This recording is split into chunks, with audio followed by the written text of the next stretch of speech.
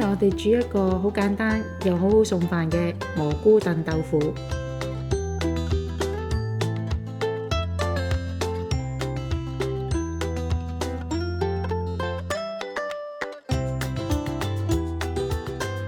先將豆腐瀝乾水分，然後用重物扎住，排出多餘嘅水分。將青紅椒切細粒，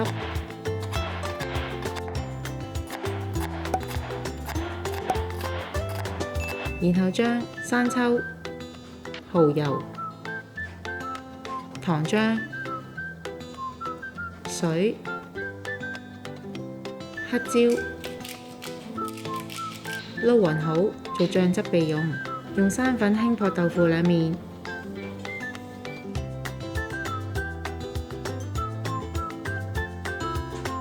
喺鍋中加油，開中火加熱，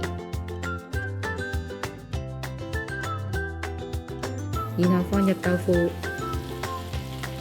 待1分鐘後就可以轉細火，將豆腐兩面煎至金黃色。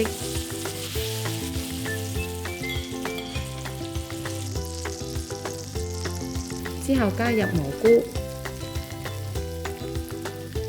拌炒至軟身，再加入青紅椒粒，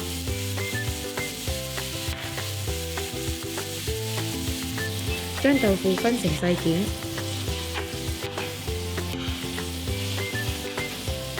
將醬汁淋喺豆腐上面，煮2至3分鐘就可以熄火。最後淋上麻油同蔥花就可以趁熱享用啦。